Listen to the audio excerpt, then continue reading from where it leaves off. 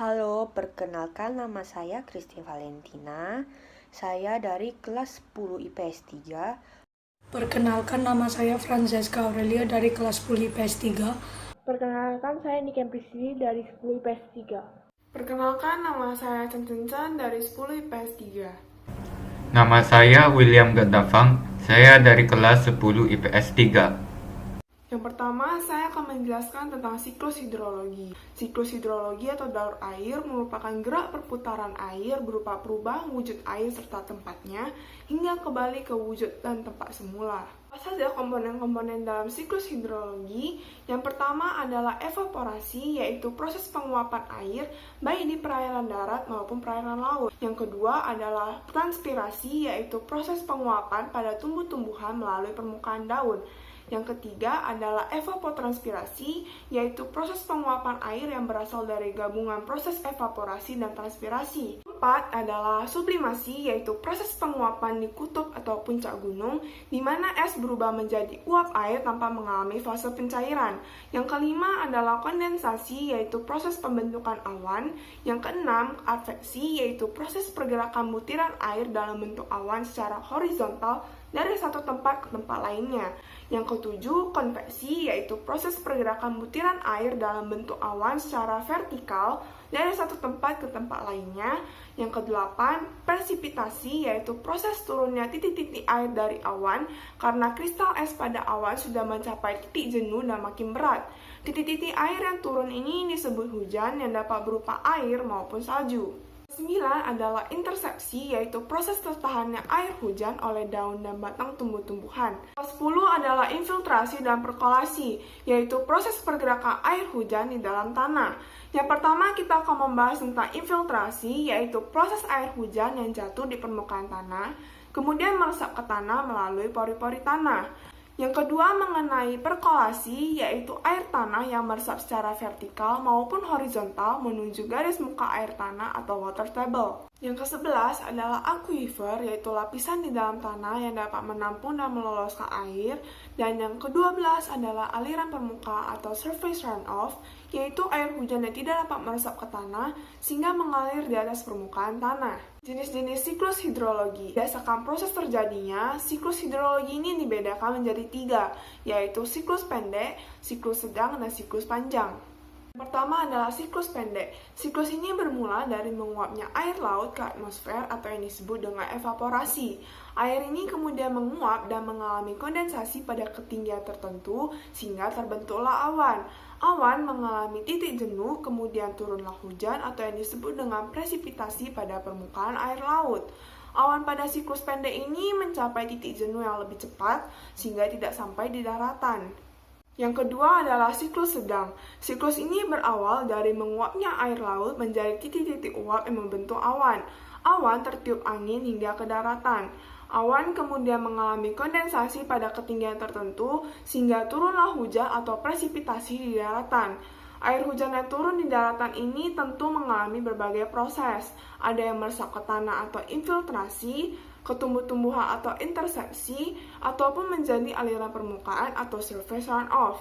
Selanjutnya, perjalanan air ini kembali ke laut atau danau melalui sungai dan aliran dalam tanah, ataupun menguap kembali ke tumbuhan dan perairan darat. Dan yang ketiga adalah siklus panjang. Tahapan siklus panjang ini adalah yang pertama, air laut menguap atau mengalami evaporasi dan membentuk awan atau kondensasi. Yang kedua, awan terbawa angin menuju daratan dan bergabung dengan uap air dari perairan darat atau tumbuh-tumbuhan. Yang ketiga, awan tersebut mencapai titik jenuh sehingga turunlah titik-titik air sebagai hujan atau presipitasi. Akibatnya terjadilah hujan salju ataupun hujan es. Hujan salju dan hujan es ini menyebabkan terjadinya gumpalan-gumpalan es di pegunungan tinggi. Gaya gravitasi tentu memicu pergerakan gumpalan es turun ke daerah yang lebih rendah. Fenomena ini dikenal dengan gletser. Gletser mencair atau mengalami sublimasi, kemudian mengalir ke tubuh perairan darat lainnya dan kembali ke laut. Nah, yang kedua, saya akan menjelaskan tentang dinamika perairan darat. Perairan darat merupakan seluruh bentuk perairan yang terdapat di daratan. Air yang terdapat di daratan tersimpan pada air tanah, sungai, rawa, dan danau dengan berbagai bentuk dan karakteristik. Yang pertama adalah air tanah. Air tanah merupakan air dalam tanah yang dihasilkan dari proses infiltrasi. Berdasarkan letak kedalamannya, air tanah dibedakan menjadi dua macam, yaitu air tanah dangkal atau phreatis yang berada di bawah permukaan tanah langsung, sehingga tidak terdapat lapisan penghalang. Yang kedua adalah air tanah dalam atau artesis.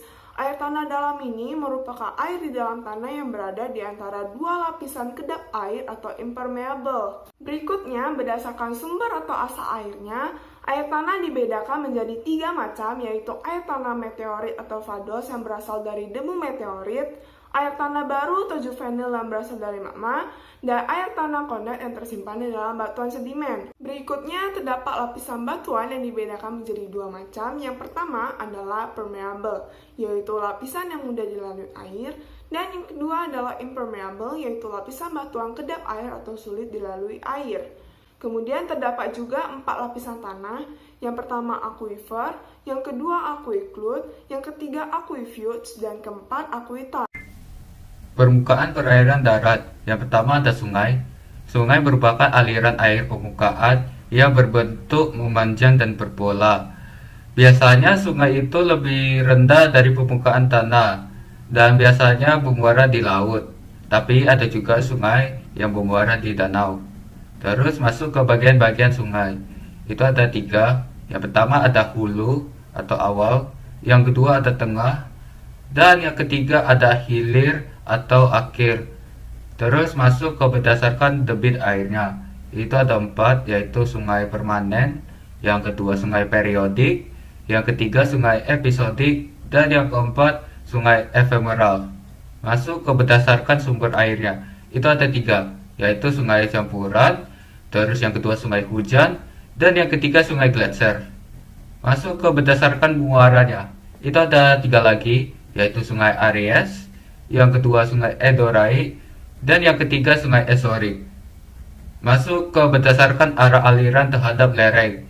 Itu ada 4, yaitu sungai konsekuent, yang kedua sungai subsekuent, yang ketiga sungai obsekuent, dan terakhir sungai insekuent. Masuk ke berdasarkan pola sungainya. Itu ada 8, yaitu pertama pola dendritik, yang kedua pola rektangular, yang ketiga pola pinnate, yang keempat pola trellis, yang kelima pola anular, yang keenam pola paralel atau sejajar, yang ketujuh pola radial sentrifugal, dan terakhir pola radial sentripetal. Terus masuk ke bagian danau. Danau itu merupakan perairan yang dikelilingi daratan dan itu terletak di daerah cekungan. Air danau itu bisa berasal dari air sungai atau air hujan ataupun air tanah. Terus masuk ke jenis-jenis danau. Itu ada 2, yaitu danau alami dan juga danau buatan. Masuk ke bagian rawa. Rawa adalah lahan genangan air yang terjadi secara terus-menerus akibat drainase yang terhambat, serta mempunyai ciri khusus secara fisika, kimiawi, dan biologis.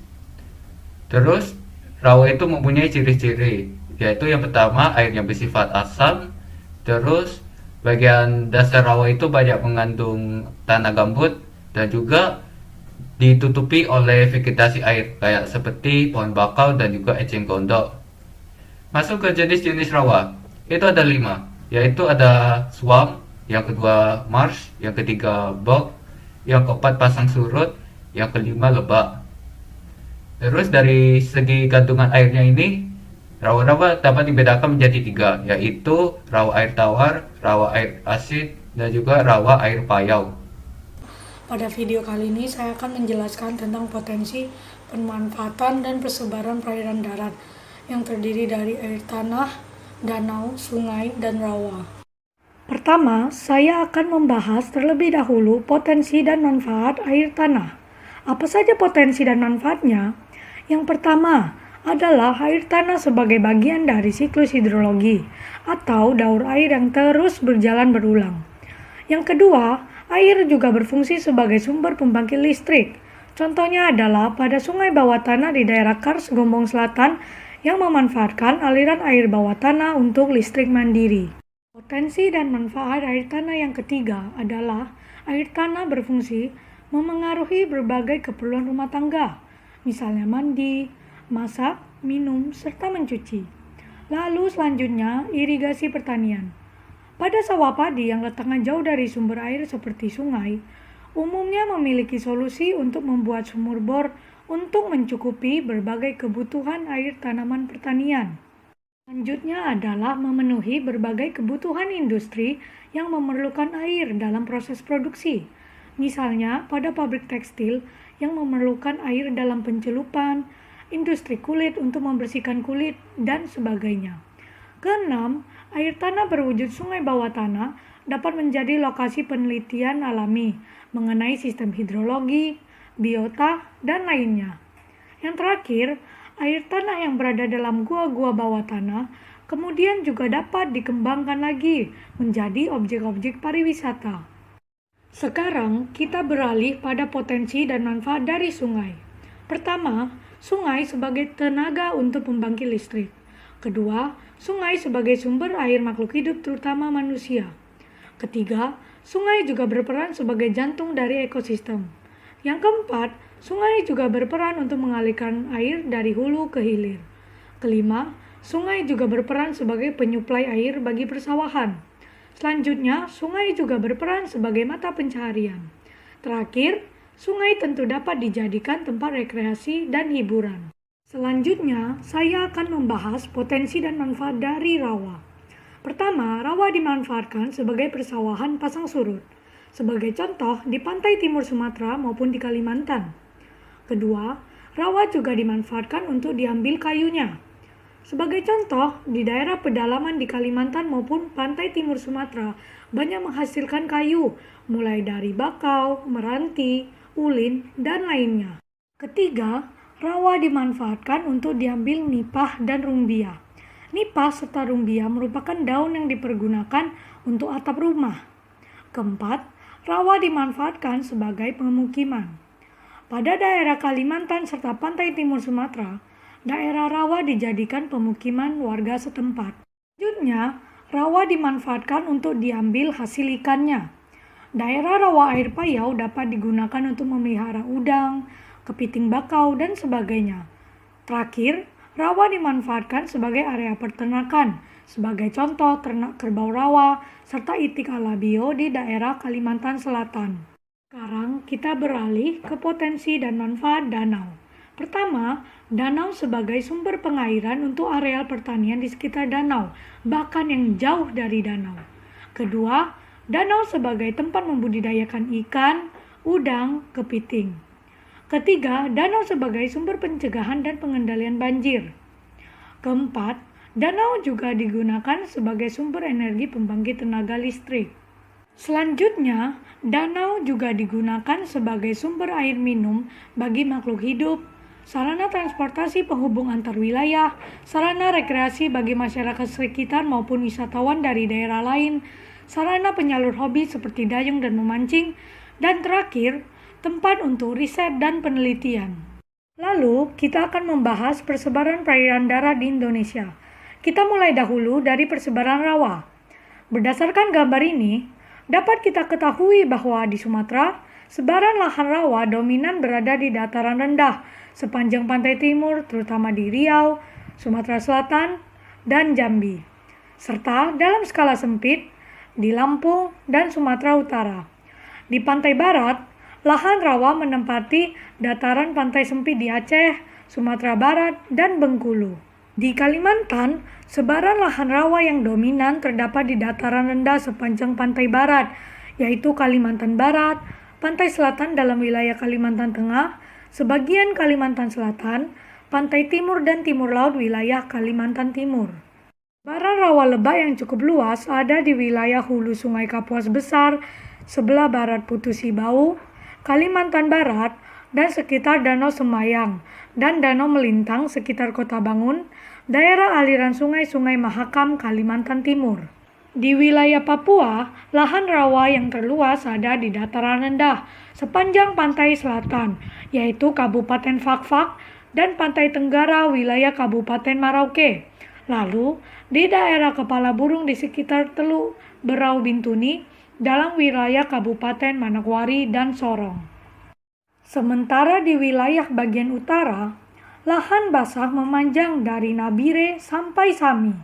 Sebaran lahan rawa lebak yang cukup luas ada di lembah Sungai Memberamo yang ada di bagian tengah Papua. Di Sulawesi, sebaran lahan rawa tidak begitu luas dan hanya ada di daerah pantai sempit. Rawa yang cukup luas bisa ditemukan di Pantai Baradaya Palu, kemudian Teluk Bone, Kabupaten Mamuju, sepanjang pantai timur laut Palopo, dan sedikit di pantai selatan Kabupaten Toli-Toli di sekitar Teluk Tomini. Selanjutnya, kita beralih ke persebaran air tanah di Indonesia. Berdasarkan peta ini, dapat disimpulkan bahwa daerah Sumatera, Kalimantan, Sulawesi, serta Papua memiliki ketersediaan air tanah yang rata-rata berada di dalam tingkat cukup.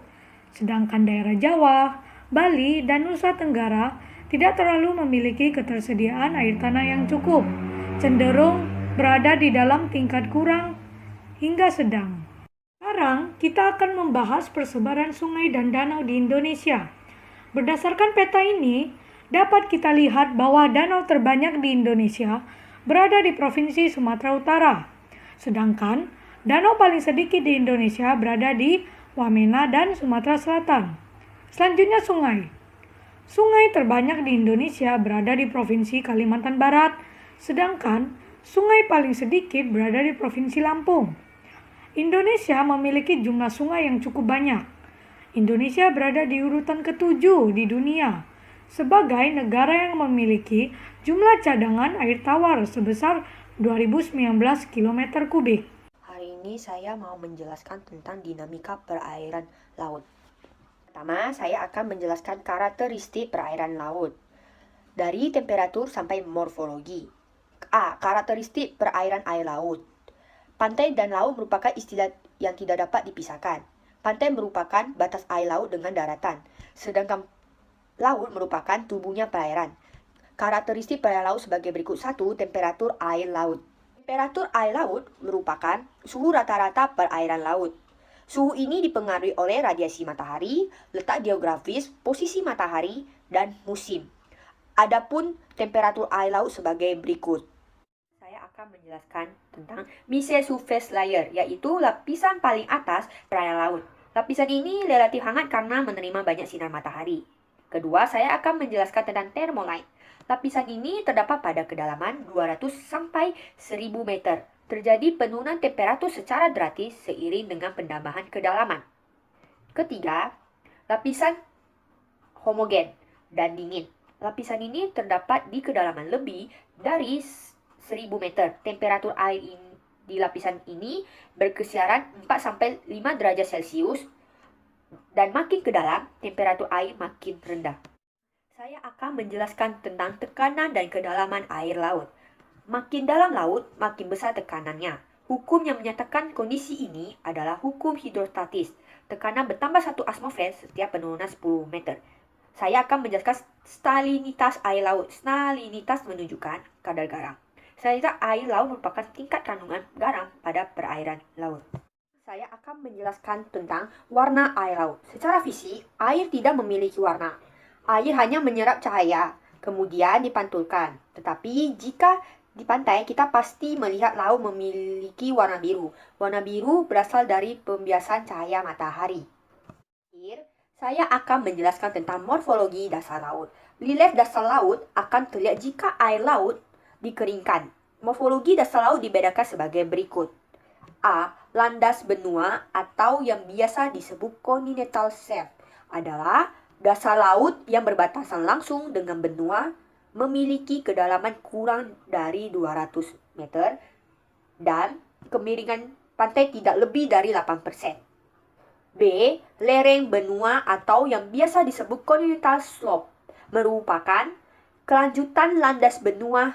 Kedalaman rata-rata lereng benua berkisar 200 sampai 1500 meter dengan kemiringan sekitar 4-6% dan lebarnya mencapai 100 km.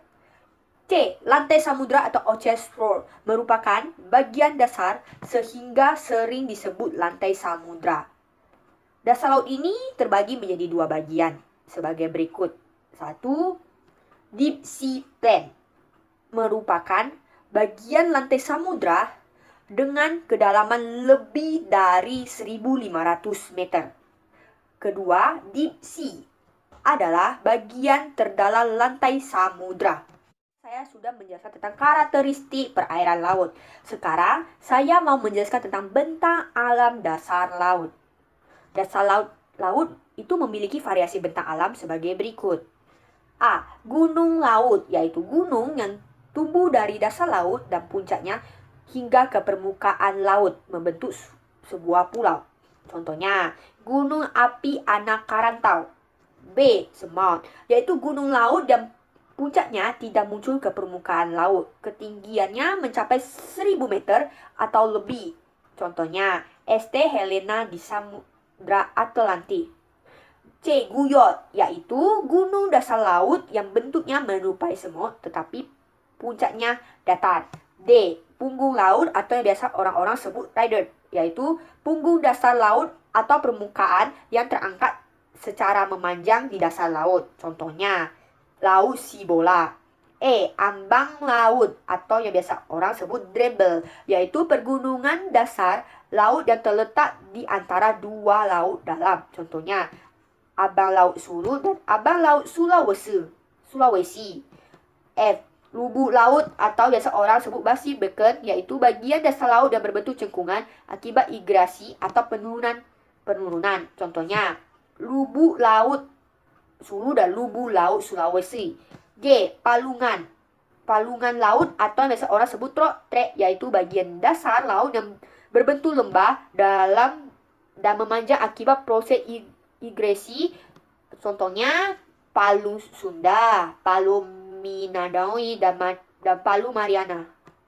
Saya sudah menjelaskan tentang karakteristik perairan laut dan bentang dasar laut. Yang terakhir saya akan menjelaskan tentang gelombang laut, arus laut, dan pasang surut. Pertama-tama saya akan menjelaskan tentang gelombang laut. Gelombang laut adalah pergerakan naik turun air laut yang arahnya tegak lurus dengan permukaan air berbentuk kurva. Massa air di permukaan laut sebelum bergerak. Kedua, saya akan menjelaskan arus laut. Arus laut adalah gerakan air laut yang memiliki arah tetap dan teratur dalam cangkupan luas. Arus laut bergerak secara horizontal dan vertikal. Dan yang terakhir, saya akan menjelaskan pasang surut atau biasanya orang sebut tidus. Pasang surut adalah kecenderungan air laut mengalami kenaikan dan penurunan akibat gaya gravitasi bulan. Pasang surut air laut terjadi. Laut Inggris adalah laut yang terjadi karena penurunan dasar laut yang membuat laut semakin dalam. Contoh laut ini adalah Laut Banda, Laut Flores, Laut Sulawesi, dan masih banyak lagi. Kedua adalah laut regresi. Laut regresi adalah laut yang terjadi karena penyempitan laut dan pengangkatan daratan pada bagian yang luas. Proses ini terjadi pada zaman dilithium atau yang disebut dengan zaman es. Proses ini membuat permukaan air laut turun menjadi 60 meter dan membuat air membeku. Ketiga adalah laut transgresi. Laut transgresi adalah laut yang terjadi karena kenaikan permukaan laut dan penurunan daratan secara perlahan sehingga luas laut bertambah. Proses ini terjadi pada zaman glasial. Laut ini termasuk laut dangkal karena hanya memiliki kedalaman sebesar 70 meter. Contoh laut ini adalah Dangkala Sunda dan Dangkala Sahul. Berikutnya adalah klasifikasi laut berdasarkan kedalamannya. Klasifikasi laut berdasarkan kedalamannya terbagi 4, yaitu littoral, zona neritik, zona batial, dan zona abyssal. Zona neritik memiliki ketinggian 50-200 meter. Ketinggian ini masih termasuk dangkal. Pada zona ini, fotosintesis mudah dilakukan karena matahari dapat menembus dasar laut. Zona batial memiliki ketinggian 200 hingga 2000 meter. Pada zona ini, fotosintesis sulit dilakukan karena matahari sulit untuk menembus dasar laut, sehingga tumbuhan pada zona ini tidak sebanyak zona neritik. Zona littoral disebut juga zona pasang surut laut atau zona pesisir. Zona ini berada di antara garis air laut pasang dan garis air surut laut. Zona ini memiliki ketinggian kurang dari 50 meter. Pada saat pasang, zona ini digenangi oleh air, sedangkan pada saat surut, zona ini tampak seperti daratan. Berikutnya adalah abyssal. Abyssal memiliki kedalaman lebih dari 2000 meter. Kondisinya yang gelap membuat tumbuhan sulit hidup, belum lagi temperaturnya yang dingin. Berikutnya adalah persebaran dan pemanfaatan biota laut di Indonesia. Di sini saya mau menjelaskan tentang 3 biota laut di Indonesia, yaitu terumbu karang, perikanan, dan juga hutan mangrove. Terumbu karang. Luas terumbu karang di Indonesia sendiri adalah 284,300 km persegi atau setara dengan 18% terumbu karang di dunia. Terumbu karang berfungsi sebagai rumah bagi flora fauna di bawah laut dan tentu saja harus dilestarikan. Jika tidak ada terumbu karang, kita tidak akan bisa memanfaatkan flora fauna di bawah laut dan juga mereka tidak akan ada tempat tinggal, juga kita tidak dapat menikmati keindahan terumbu karang. Berikutnya merupakan salah satu potensi yang dapat dimanfaatkan masyarakat Indonesia karena Indonesia sendiri 2/3 bagiannya adalah lautan. Belum lagi, Indonesia diapit oleh 2 samudra yang membuat ikan-ikan yang ada di Indonesia sangat beragam, mulai dari yang dapat dikonsumsi hingga ikan hias. Indonesia sendiri menyumbang hingga 6,4 juta ton per tahun. Jika dilihat oleh aturan internasional, hanya 80% dari potensi lestari yang dapat dimanfaatkan atau setara dengan 5,12 juta ton per tahun. Persebaran ikan tangkap di Indonesia yang banyak dilakukan adalah pada bagian barat dan timur, karena memang air pada bagian itu sangat tinggi. Kedalaman air pada bagian barat memiliki kedalaman 78 meter, sedangkan pada bagian timur adalah 4.000 meter. Hutan mangrove. Hutan ini sendiri tumbuh di pesisir pantai. Hutan ini membawa banyak dampak positif bagi laut. Pertama-tama, ia menjaga tanah agar tidak mudah terkikis. Kedua, ia menghasilkan ekosistem baru yang dapat dimanfaatkan oleh manusia. Ketiga, hutan ini melindungi laut dari dampak pemanasan global. 4. Hutan ini menghasilkan oksigen yang dapat dimanfaatkan oleh manusia.